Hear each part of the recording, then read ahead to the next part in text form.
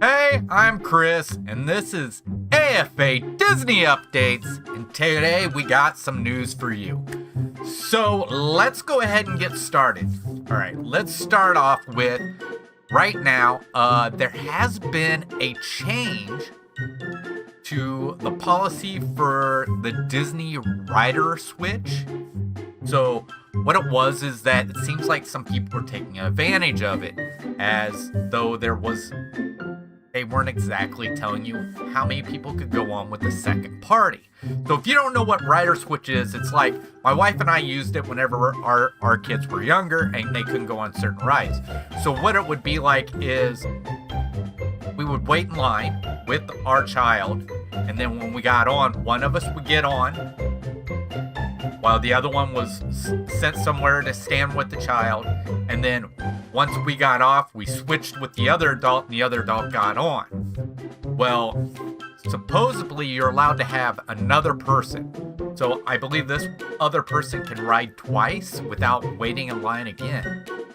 So, but what's one of the problems is that they haven't really told what the number in the party can be. Now, the last policy, let me see. The last policy said that you could take one other member that could ride with you. The new policy has not, from what it sounds, it doesn't state how many guests can go with you. So it says, let me take a look with the new one. While some may read the policy and see that it could also open up the return riders to more than just two buddies, we're thinking that it may be limited down to one buddy, effectively removing the double dip rider from the rider switch entitlement and policy entirely. So I guess what they're saying is, what they're doing is somebody who's already rode can't ride again. So I think what they're saying is two people could stand with the child while another two people rode the ride, and then the other two switch. That's the way I'm understanding it. If I'm wrong and you read into it, please let me know, and I will retract it and give the right thing. But the rider switch policy has always been helped us out, and the thing is we never did this. When we did it, it was one of us rode, usually with the party, and then when we got done, the other one just rode by themselves. So, I mean, it sounds boring, but at least you get to ride the attraction. So, and we did it, and there's only like certain attractions that offer it. So, I mean, of course, there's only going to be certain attractions because there's certain attractions that have certain heights. So I know Tower of Terror, we used Rider Switch on Tower of Terror. But since then, I haven't used it because our kids obviously are tall enough to ride now. I haven't really been there with another child, and if I have, it's usually I'm not with them a lot of times. But it sounds like maybe people were taking advantage of the policy, and now Disney is changing the policy to bust down on people taking advantage of it, which I could completely understand. So, I mean, this would give the whole reason to take a child to the park just so that certain people don't have to wait in line. So, but I think Rider Switch is an awesome policy. Like I said, there was times that we go that obviously we wouldn't been able to ride anything because we didn't have anybody to watch our child sometimes while we rode. Other times it was like when we did go, there were certain things my mom and dad wouldn't ride, so we just leave our daughter with my mom and dad, and then we would go ride. But when that wasn't possible, then of course we did the Rider Switch. So let's go ahead and move on. All right. So with everything that's still going on with COVID-19 and the Delta variant, Disney is promoting mandatory vaccinations. So I think they're even offering incentives to the cast members to get vaccinations, and they have been vaccinating cast members for a while now. But the thing is, you know, the more and more we can get vaccinated, the more likely we could probably wipe this out. And I don't know. I know the Delta variant. I know if you've had the vaccination, you can still get it, but you're either going to be asymptomatic or you're just going to have the same. How do I want to say it? You're going to have the same. It's going to be like a cold, but they did say you lose your sense of smell. So that should tell you the difference between a cold and that. But I think, Disney wanting to do this is them just trying to keep the parks open so they don't have to close again, making sure also that all their cast members are safe because they are employees of Walt Disney and or Disney, and making sure they're safe and that they can be comfortable at work knowing that they're vaccinated and don't have to worry about catching coronavirus while they're at work. And I think this is amazing. I think Disney even giving incentives is even better. And I know lots of places are doing the same thing, giving incentives to their employees to be vaccinated. And I think, I'm completely pro-vaccination. If you're not, that's fine. That's all. It's all everyone's own opinion. You all have your right, but I am pro-vaccination. I believe that without vaccination, smallpox would still be running rampant through the United States. But we completely eliminated smallpox in the United States through vaccination. I think this is the only way we're going to get this.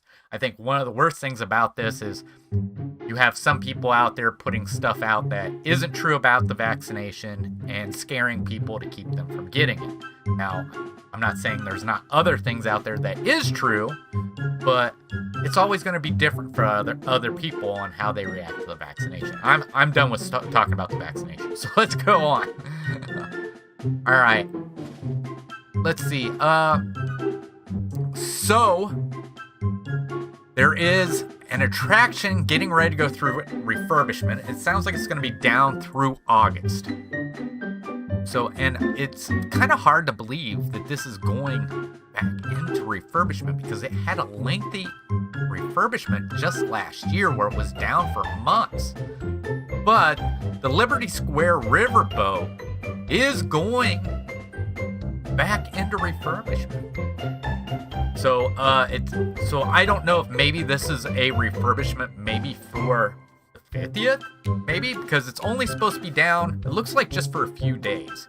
It said, when looking at the times on the Walt Disney World calendar for the Liberty Square Riverboat, there's no times listed from August 23rd to the 30th. It really isn't that long. So it sounds like it might just be some minor refurb. But it says come September 1st, the calendar does list hours again, and the Liberty Square boat will be open. So, like I said, maybe it's a minor refurbishment. Maybe they're adding something to it because of the 50th. I don't know. But it just seems like last year, I know they drained the entire thing and everything. The lagoon or the rivers. And it just seems like it just got done. It seemed like it hadn't been back for very long, but I guess it has been back since it just came back last year. So it's almost been back for a whole entire year. But all right, let's go on. And we do have another statue was revealed today. That's right. Disney has revealed another statue that will be going to Magic Kingdom, and it is Orange Bird. Orange Bird was released, so Orange Bird will be the next gold statue. And I'm just wondering how many are going to Magic Kingdom. I mean, so far and how have they not announced all of them? It seems like there's a lot. So, but I guess, you think about it, 50 gold statues. How do you separate that by 4? Let's see.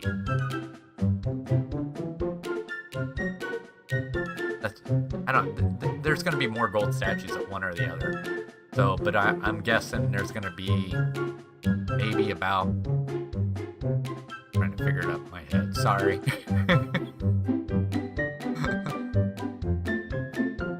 About almost 13. Between 12 and 13 at each one. But I have a feeling Magic Kingdom's probably going to get the majority of them. So they might be a little heavy over the other places.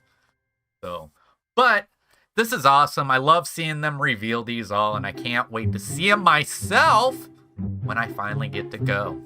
So, but let's get to our number one story. So, Walt Disney World has finally released the prices for the Galactic Starcruiser. Now, here's the thing. Is it worth it? Well, from the way I understand, they're saying that the price includes 2-day admission to Hollywood Studios.